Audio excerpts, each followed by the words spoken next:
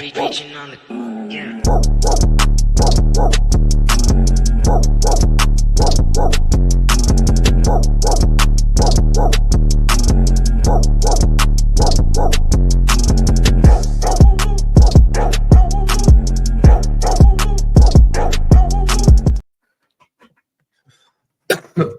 What is going on, ladies and gentlemen? What is good? What is good? Welcome to the one and only Goal Line Goons. It's the fantasy playoffs. It is the fantasy fucking playoffs. I made it into way more playoffs than what the fuck I realized I was going to make it into. Like last week when we were recording Taco, I was like, yo, I'm probably only going to make it into like 4 of these. I made it in out of 17 leagues, I made it into 7 playoffs. Damn, that's crazy. This is shit. Yo, I'm not gonna lie to you, man. When you have so many leagues, it gets fucking nuts editing and knowing which leagues to circle back that I need to grab this guy first in because I'm down and like that. It like I think after like 10, I kind of like frazzle out. Don't get me wrong, it was tough. There was definitely a point in the season where like the leagues that like I was like, okay, like maybe I don't need to put as much attention into this one. You know, maybe there were a couple, you know, maybe there were a couple of weeks that because I was trying to maybe try and balance out, you know, making it into all of them, that maybe a couple of the other ones suffered. All that matters is we in there like swimwear. Yes, I am in the RumboyzRobbie viewers in those playoffs. This is the last show in this studio. I will not be in this room, in this house, on this premises, especially after the shit show that had fucking taken place during the weekend that has been taking place here recently. Just saying, I told you guys like a couple of weeks ago, so fair warning. But what's dope is it's gonna open up the ability for us to do a lot more other cool shit. So that's gonna be dope. Other than that, super excited. We're gonna go through the leagues that we're in playoffs, but first we have to do the most important thing, and that is we have to go through all the injuries from this last week. We have to get you guys prepped up. We have some advice pieces that I want all you guys to kind of just be thinking about, jotting down, maybe even if you have to, heading into this week. So Taco and I are going to go over a couple of things. First things first, let's go ahead and let's start off with the injuries. Taco, take us away. Oh, yeah. We got running backs, Jonathan Brooks, Bucky Irving, Isaac Guriendo. We got some wide receivers here, Lad McConkey and Pickens, which that hamstring, man, we thought he was going to be able to play. And then last minute we saw, no, he's not going. The way that you just said Guriendo, that was wild. That was wild. I have to go back and check that. Yeah. Oh, that was crazy the way that you just pronounced that. Brooks, of course. That what makes the Jonathan Brooks injury so damn crazy is like that's the exact same ACL that was already torn and the exact same knee that was already torn before. Bucky Irving, with the Bucks getting ready for the playoffs and knowing that they're going to need a guy like Bucky Irving in order to win football games, we're going to talk about this a little bit more as this show develops. You're going to kind of notice an ongoing running theme here. A couple of different themes with Bucky Irving, guys. It's a back injury. You're not risking Bucky Irving necessarily when you're eyeing playoffs and you're Tampa Bay. It looks like things are slipping away for Atlanta. So it looks like Tampa Bay's kind of in the driver's seat in that NFC South. Don't be surprised if maybe rest of season they don't bring Bucky Irving back, or they're not in a rush to bring Bucky Irving back. Isaac Rindo is a foot injury. It's a Thursday night game for San Fran. That's a late notice kind of type of start if you are going to run Garendo out there.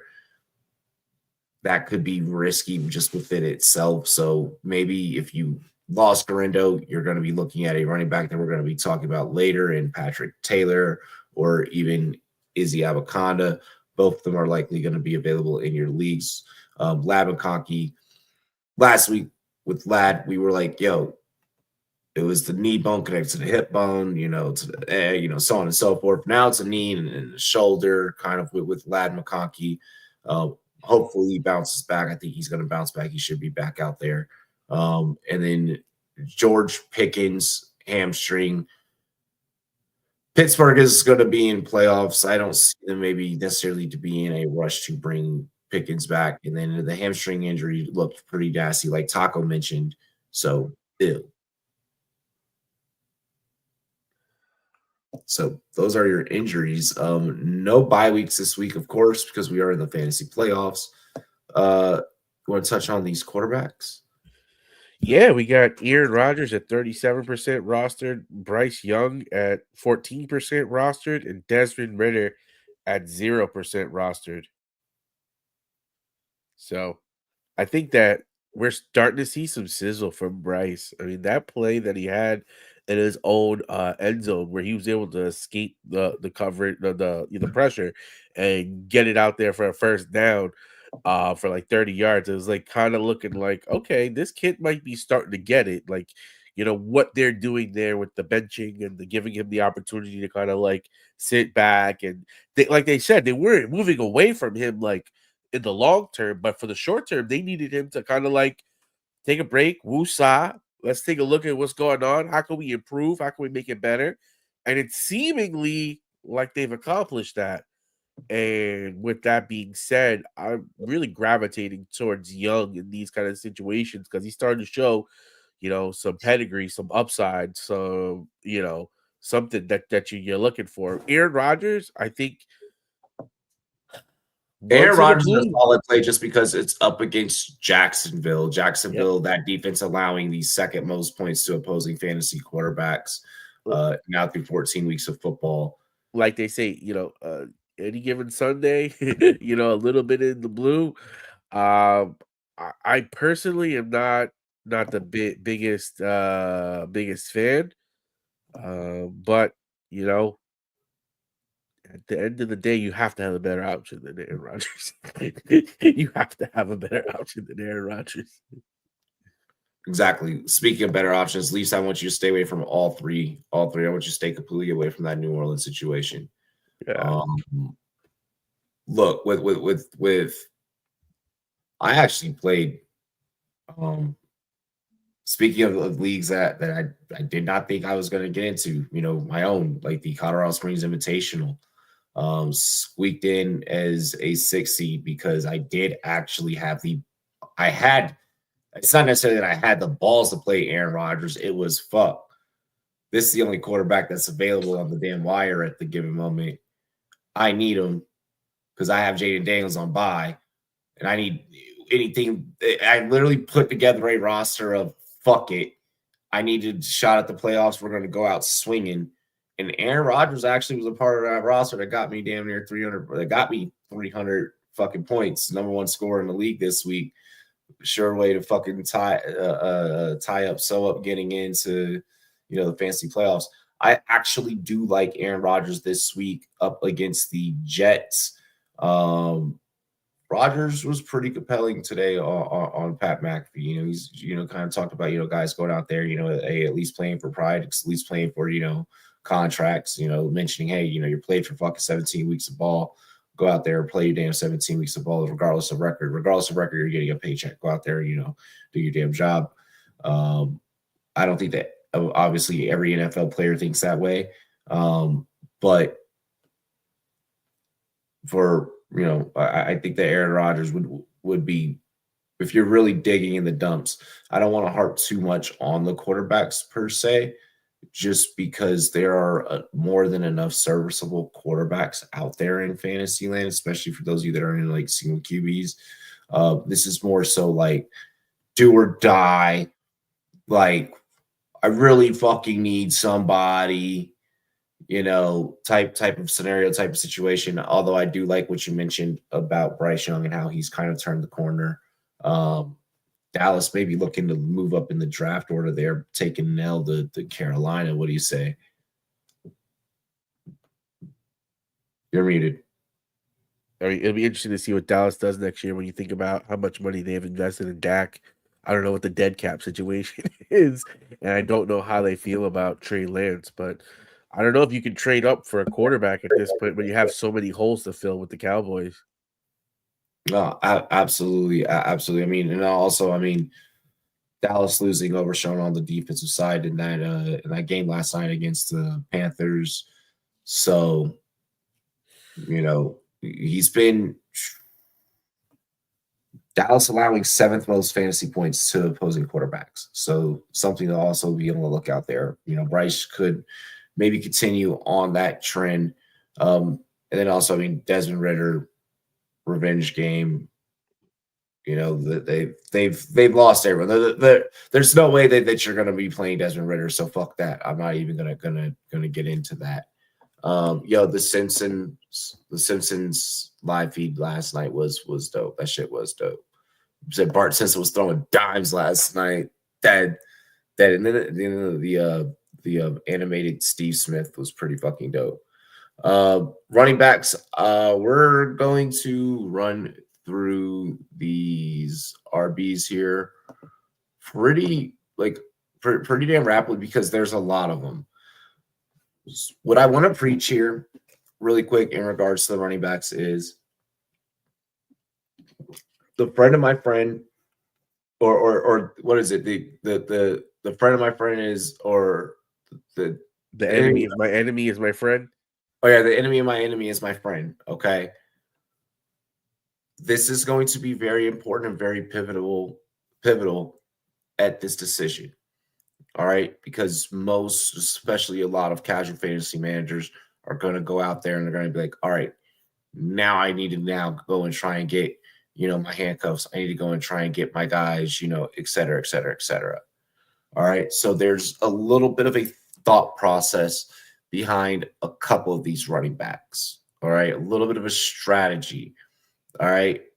First off, I'm going to move one of these out of order, and I'm going to start with, we have told you on every single episode of Goal Line Goons for about the last 6 weeks, right? 7 weeks, about Ray Davis. All right. 25% availability. You need to be going to get him. When we talk about the fantasy playoffs, you want to maybe avoid teams that have already clinched or teams that have pretty much been eliminated and maybe don't have a whole lot to play for much in terms of roster building.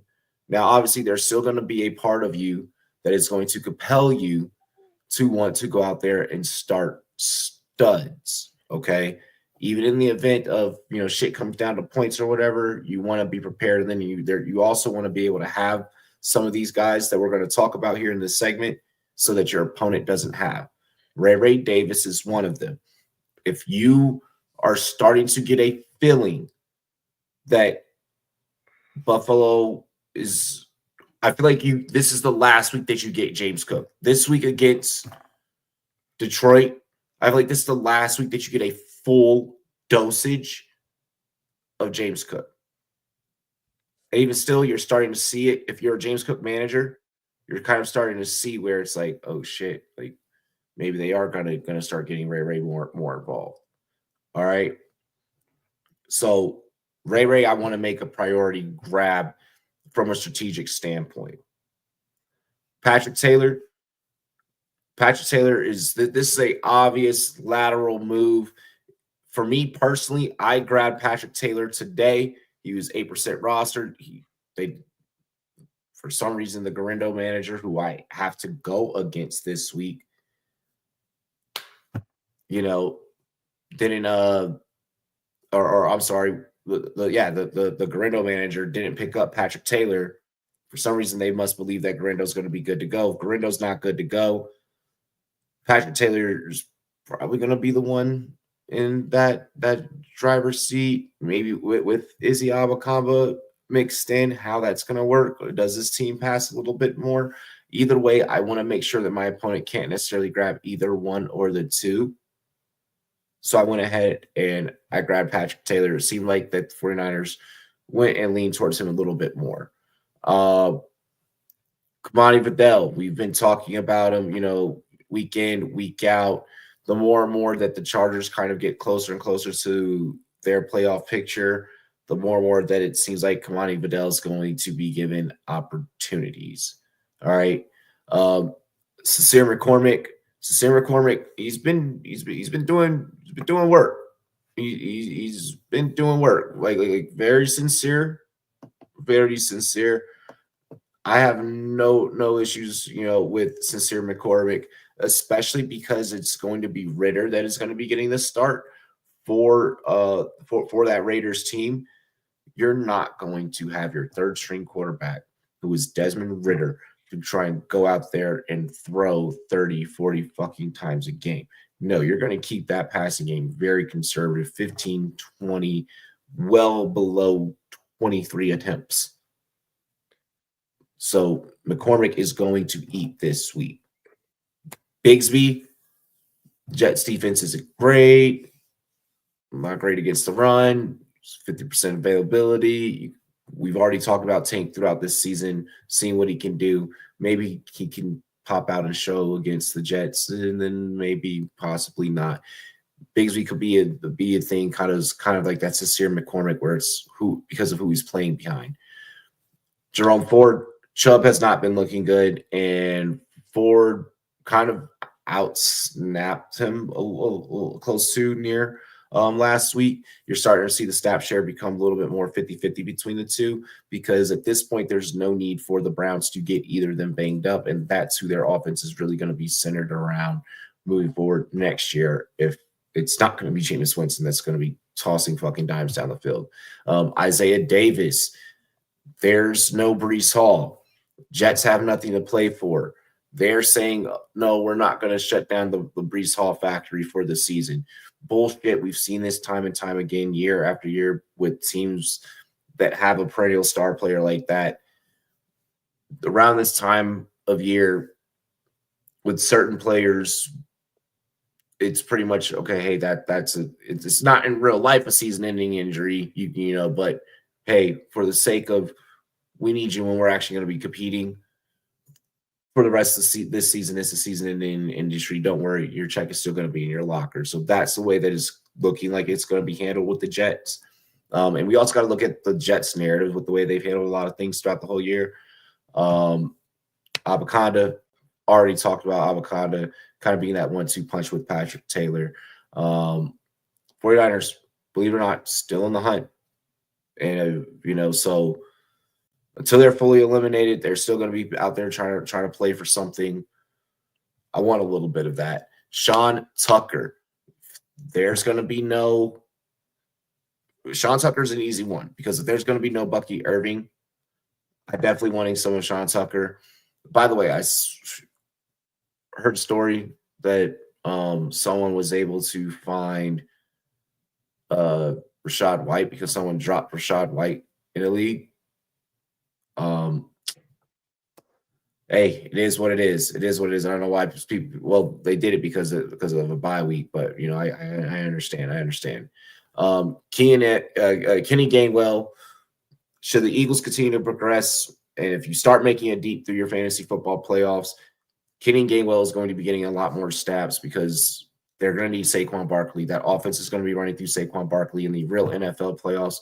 So be prepared for that. And then also I want to mention Keandre Miller. Keandre Miller may be a guy out there just because Alvin Kamara may be kind of getting that same type of deal. So 11 running backs that can really just have you prepared for any type of event. Anyone specific that you want to mention, or any one or two guys out of that pack?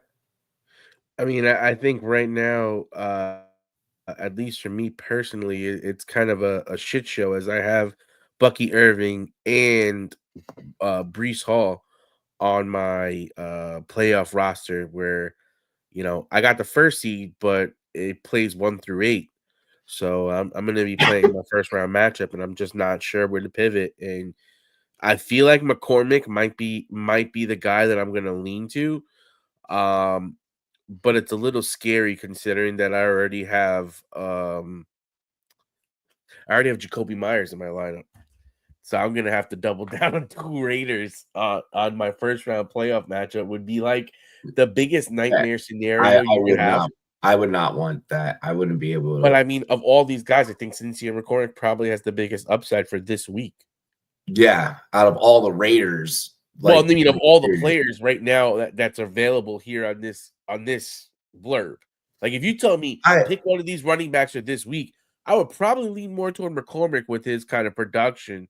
But what I want to keep in mind here, I mean, sure, like if you're saying for the sake of our argument, for the week, okay, for this week, yeah, because this week I have to pick up somebody, and I'm looking at Patrick Taylor, and I'm looking at McCormick, and I'm probably gonna go to McCormick just because I feel like, again, like you said, if Guriendo plays, I'm kind of like putting my waiver in for a guy that may not get as much workload.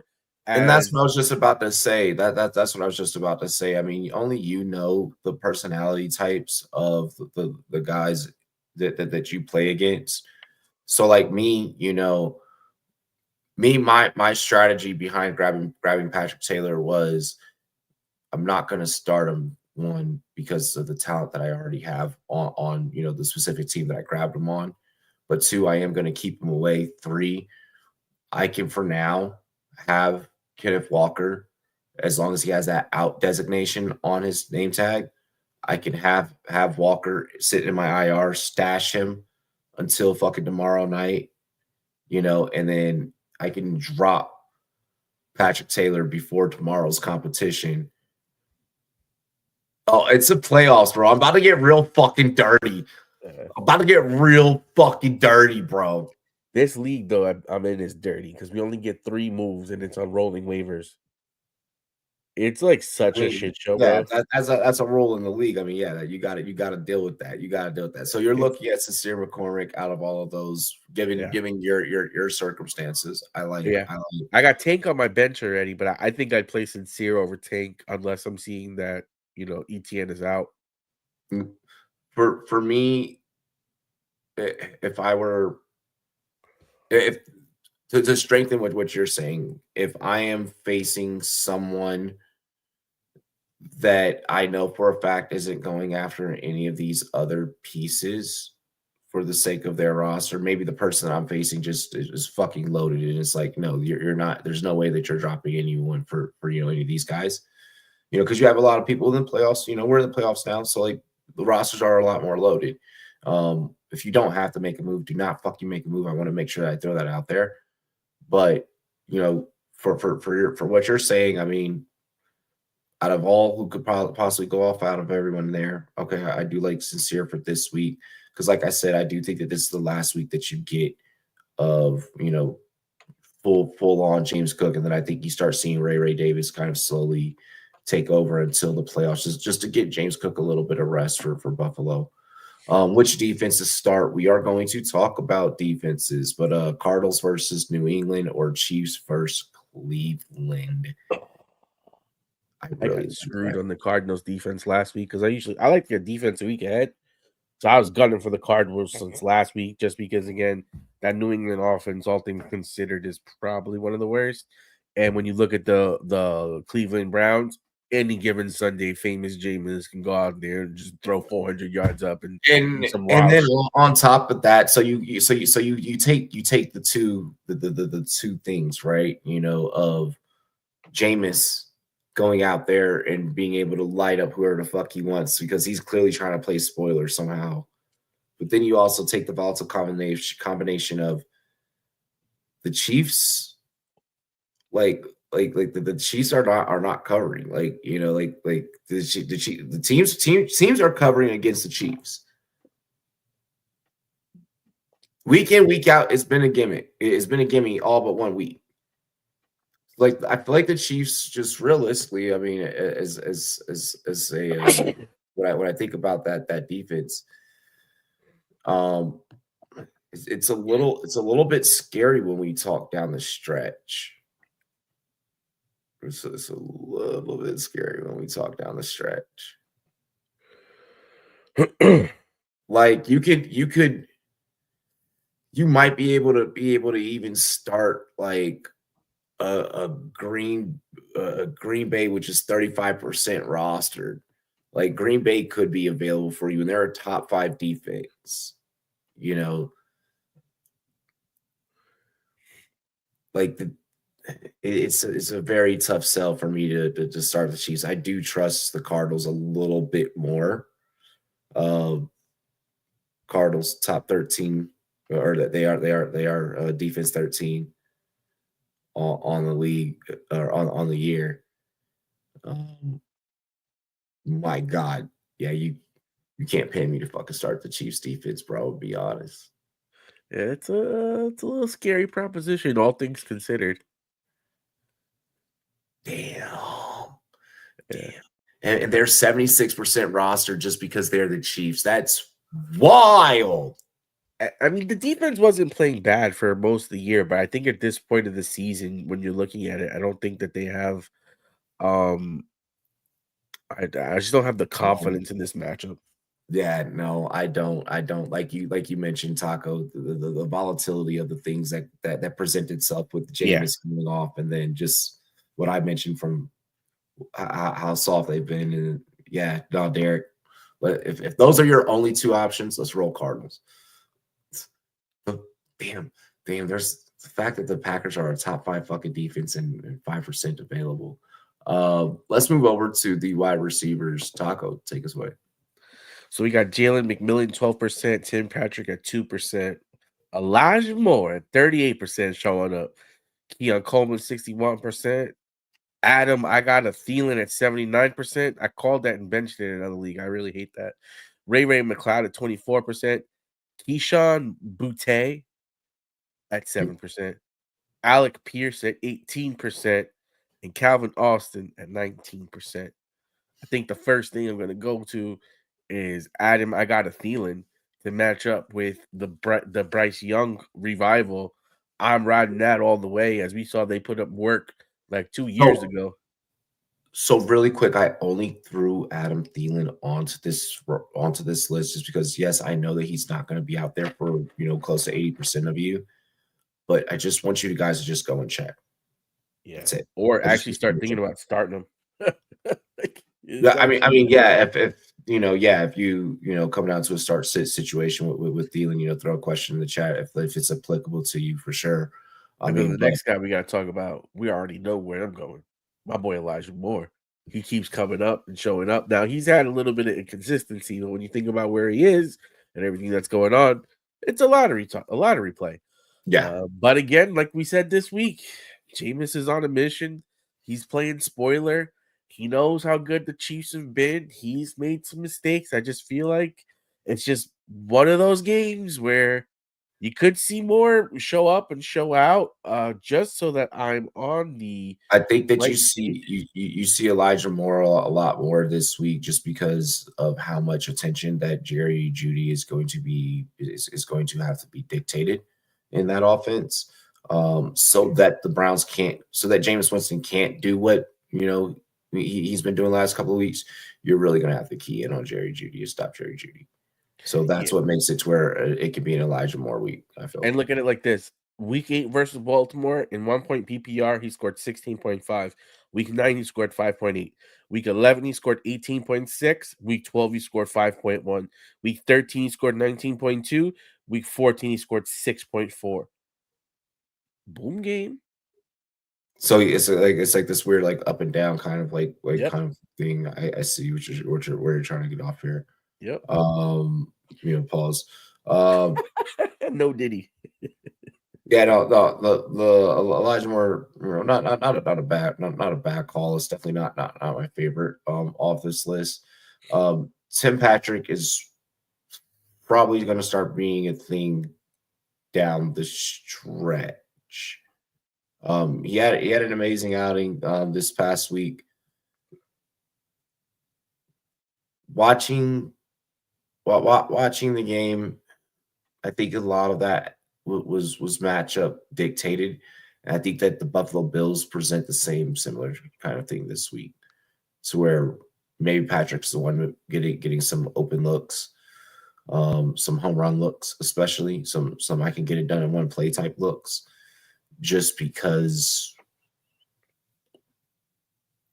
of there's gonna be so much opportunity for everyone in that offense this week, because for those two teams, Detroit, Buffalo, that could potentially be a fucking Super Bowl preview. Let's just not get it twisted. I also love the Keon Coleman pick as well. That game could be high scoring. That could be one of the last kind of serious high scoring affairs for a regular season matchup that you get out of those two ball clubs as they get ready to start gearing up for the fucking playoffs. So yeah, those are. Oh, then also I want to shout out Jalen McMillan. Jalen McMillan is more of a boomer bust type of play. If you're gonna play him, you're hoping that he can kind of go all the way. Kind of same thing with an Alec Pierce, type situation. Alec Pierce gets his value with downs going down, obviously. Unfortunately, I should say. But I mean, McMillan, the dude's a dog. The dude's a dog. I know that you're guaranteed for Mike Evans to go off every week. I know that they're going to pretty much now hyper focus on getting Rachaad White going with the healthy dosage of Sean Tucker. Jay McMillan is still going to find ways to eat. I think that he's going to now become the more second dependable target as Tampa kind of figures out things and starts getting their playoff playbook ready. And then as far as Calvin Austin, I just want to shout him out, because you're going to need targets out there in Pittsburgh, and Pickens ain't going to be one of them.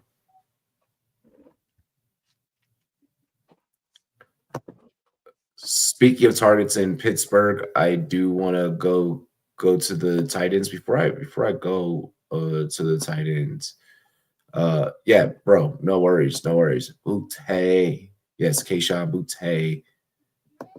Matt said, "Fuck Soto. I am dead. Yeah, Soto going to the Mets kind of fucking blows."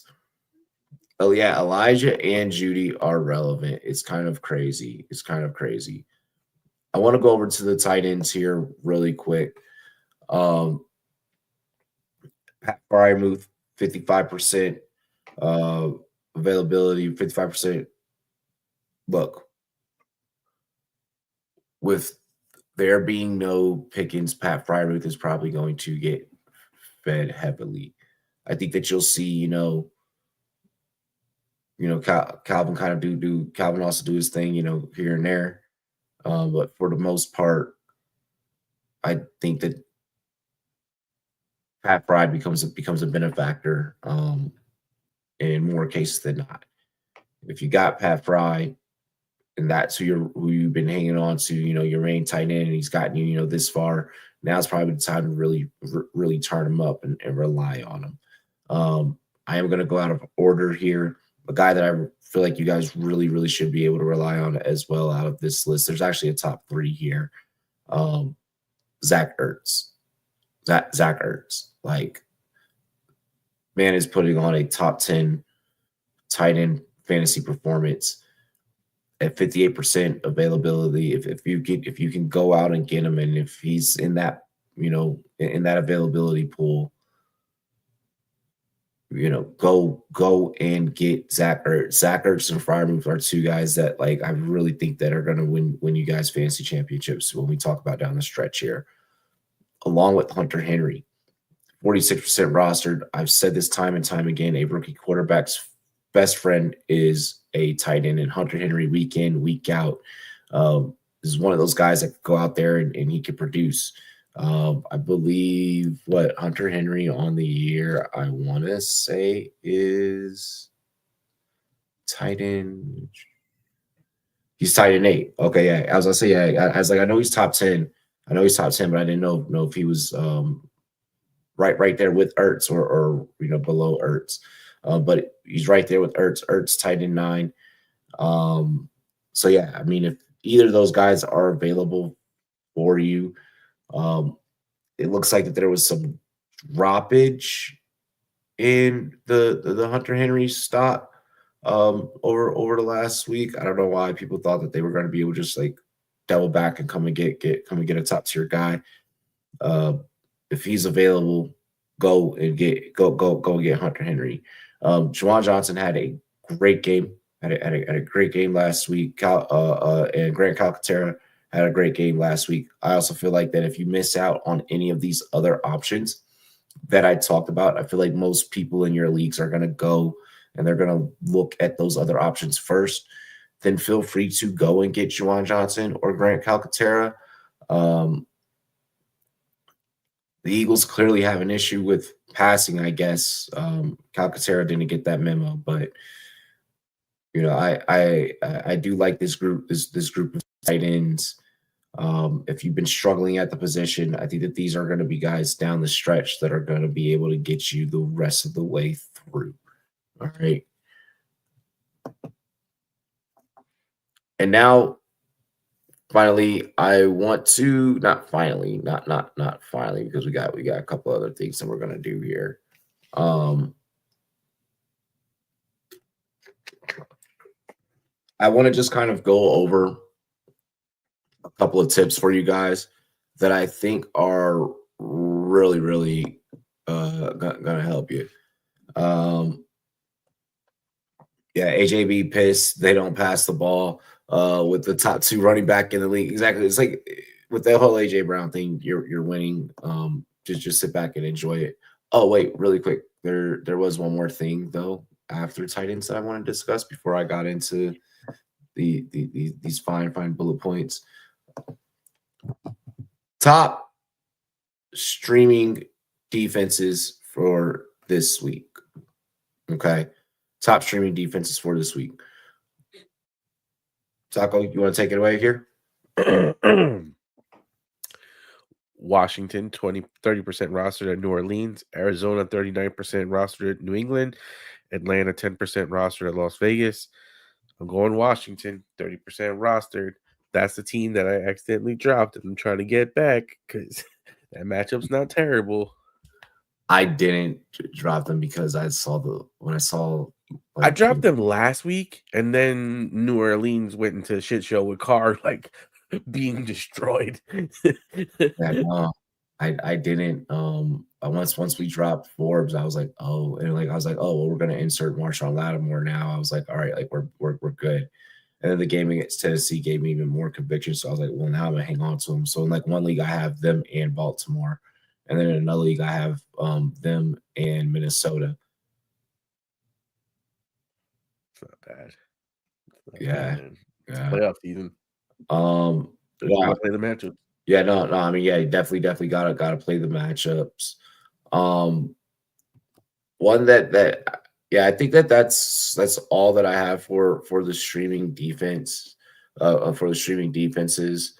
Really quick, if Seattle's out there, you might be able to, they're 33% rostered. You might be able to get away with, playing them this week. They are a top 3 defense. I mentioned Green Bay earlier in the show. They have been they've been pretty damn impressive.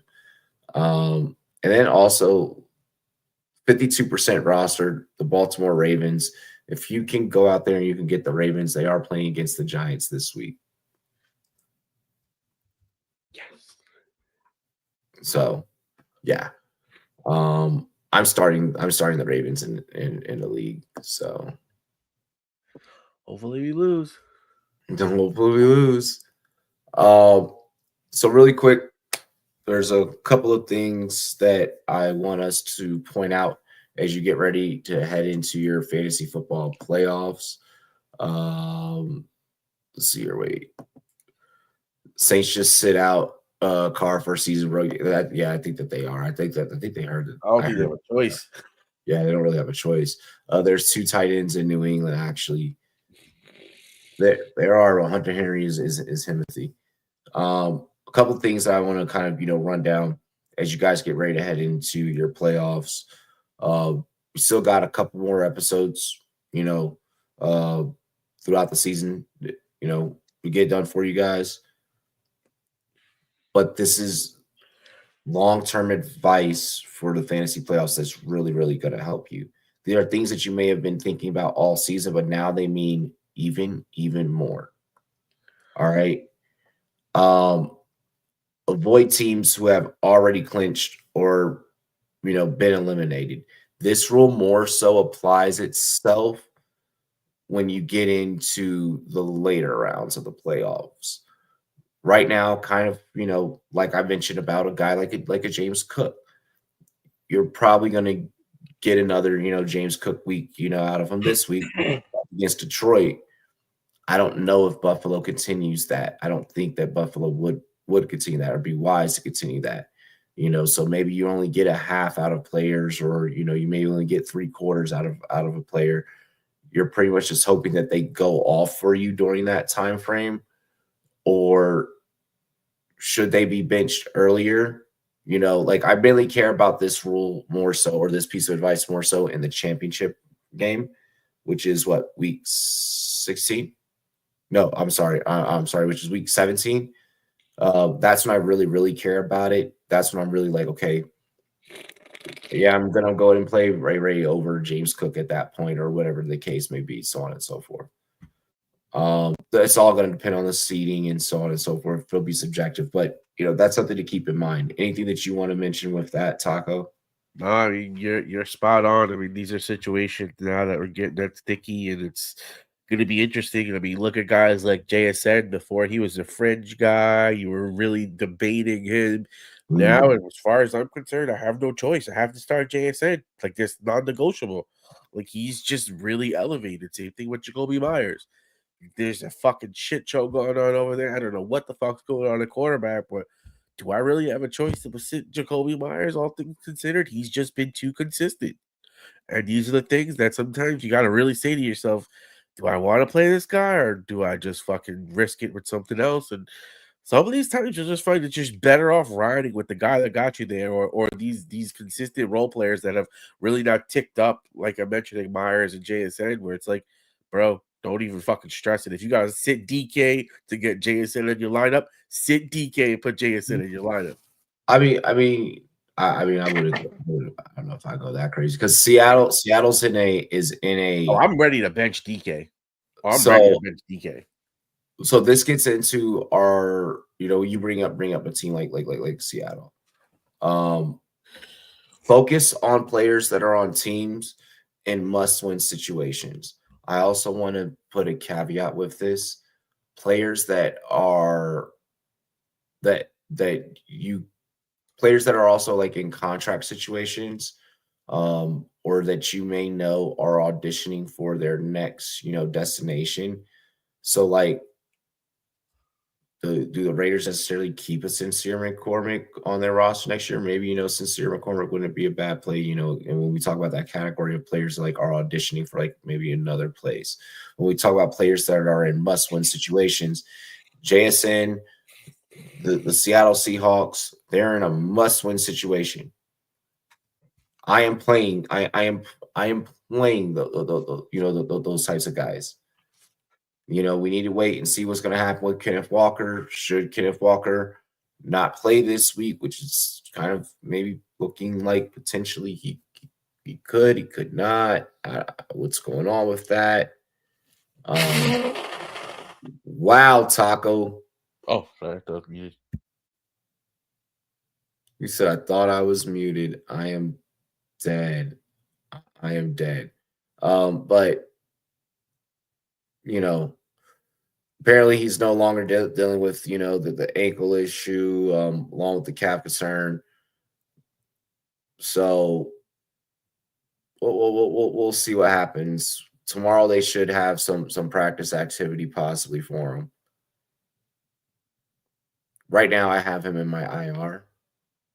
And that's how I went ahead and I'd swagged up Patrick Taylor in the league. because Will, if you're watching, fuck you. That's why. So yeah, focus on players that are on teams like in must-win situations.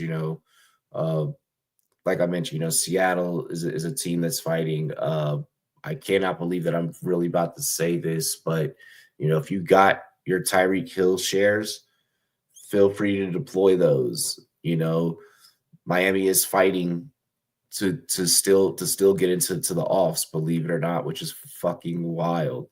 Teams like that kind of fit that kind of mold. Your Rams are not completely out of it. So your Puka Nacuas, your Cooper Cups, feel free to deploy those guys. Yeah, your Commanders, teams that are fighting, to stay in, that are fighting to stay in. Especially again, the deeper that we get into the fantasy playoffs, you're really going to see these rules apply. Another thing, injuries at this point are likely season ending. Have your handcuffs ready. Okay. In the playoffs, it's one and done. Should you survive, you want to already be ready for the worst case scenarios. All right. So this is really important. I've really, really stressed this the most in two situations. That is where I really stress it the most. I really stress having your handcuff running backs because those are the hardest to get because those are the easiest pieces to grab off of waiver wire and use them against your opponent. So if you already have it, no one can take it from you and use it against you. All right. So if you're already ahead, if you know for a fact that you're not going to start a certain player, like if you know for a fact that you're never going to fucking start Westbrook and King, and you know for a fact that no one else in your league is going to pick up Westbrook and King or needs Westbrook and King, fucking drop Westbrook and King, and you simultaneously, I keep on utilizing the James Cook example, but you simultaneously have James Cook, you need to be having Ray Ray. Or, if you don't have Zach Charbonnet, you need to be going and having Zach Charbonnet. If you have Kenneth Walker, like these types of things, so I really want you guys to prepare for that. Because if an injury happens on your lineup and you do make it through, you want to be able to just get through and be like, I'm already good. I'm already set. Especially if you have like a guy like a Saquon or whatever the case may be. Also, with that same breath, you don't want your opponent to have those pieces either. If you already have your handcuffs, but you can also now have room to sacrifice someone, then feel free to go for it. Sometimes people have dumb players rostered for no reason that they know that they're never going to start.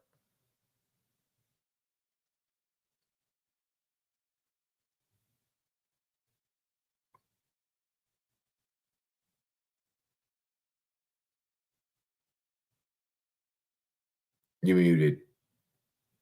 I don't know what happened. I don't know why I can't hear you. See, now I'm muted.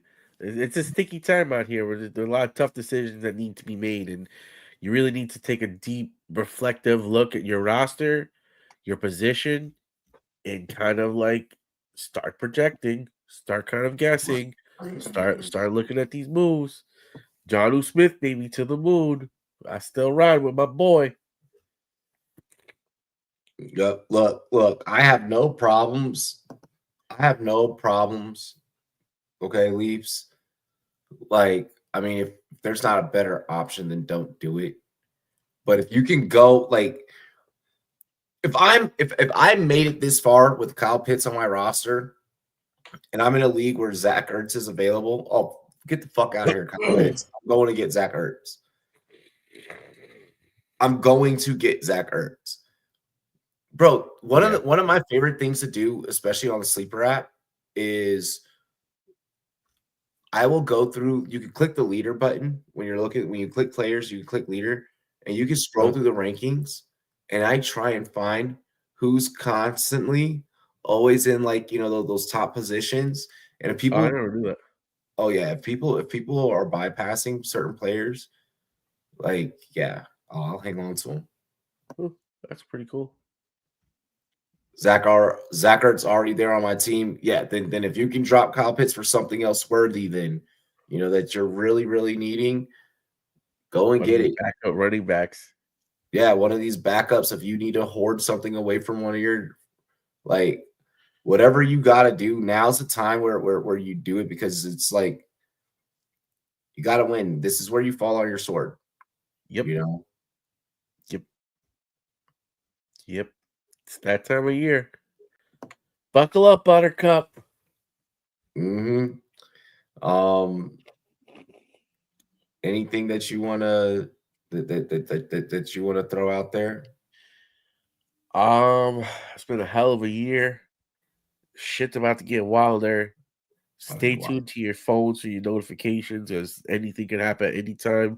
Some dude can literally get hurt putting in groceries, and next thing you know, there's some fucking new roster guy available. So now's the time to make sure your notifications are on for the page, for Shefty, for all the guys that you like to follow and you feel comfortable with their news. There's no more buys. There's no more buys. Everyone's playing. You got to be quick to the trigger now. And some of these things, again, we don't know what the fuck. Someone could have a big blow up in the locker room. I'm looking at you guys, Philly. Something could happen. You just never know. Like, this is crazy season. Exactly. I'm ready for like, Philly could fuck around and implode. Like, for real. Because remember, your money is on the line, not their money. They already got guaranteed contracts or guaranteed games and all that shit. That's already done. You're locked in, and you got to roll with the best thing you got and just sit there and watch. So be as informed as you can be to try to, like, lessen your stress. But it's championship season now. If you want it, you got to work for it. There are some teams that will let you kind of know, like, hey, we're not going to be playing, this player this week, et cetera, et cetera, et cetera. There are some that are going to let you know. This week, I would say feel free to roll with your studs. I don't think that we start getting into those rules that I explained. I don't think that we start getting into none of that craziness until next week. Next week is when I feel like we start getting reports of player X will be on limited snaps. Player, Y will be on limited. We'll start seeing snap counts and shit happening, and then we'll kind of start getting a feel like, all right, so like this team may go to like a run concept more, maybe go to a pass concept more, because like they're gonna like shit's gonna get shit. If you guys remember, the Kansas City Chiefs discovered Patrick Mahomes in a very similar situation like this. Oh yeah, these final week blowups. That's going to be another interesting dynamic that you'll have to add into this. These guys getting an opportunity for next year. You never know who's going to be that guy that's going to kick it up. We've seen a ton of young rookie running backs come in and show off during this period of time as well. Exactly. So now's the time for pins and needles. Now's the time for pins and needles. Other than that, only other thing that I want to add is may the force be with you. May the odds ever be in your favor. Because it's about to get treacherous out here. Like, it's about to get treacherous out here. And remember, protect your neck. Yeah, protect your neck. Like, bro. And this is where we hope you follow the original rule: diversify your bonds. Hopefully, you're not stuck on too many players and they have a bad week, and you're like, Bunch of McCall had a bad week and I lost 6 leagues. yeah, bro, exactly. Yeah, hopefully, you diversified your bonds for damn sure.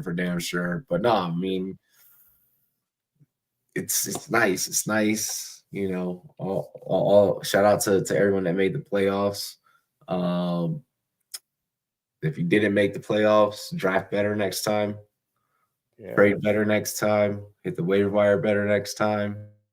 Don't fucking crash out midway through the fucking season and quit your damn fantasy league next time. Yeah. Yeah. Yeah, straight up Hunger Games. The Hunger Games. Hunger Games like draft better's crazy. Yeah. With that limited info we get.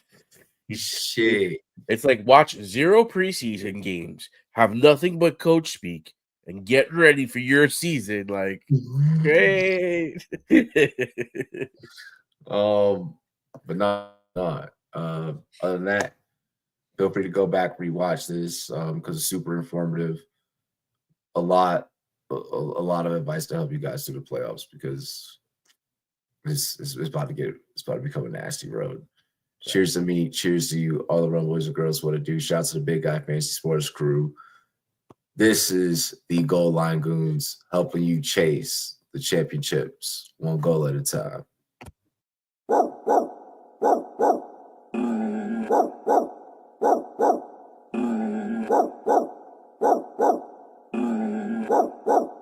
Preaching on the, yeah.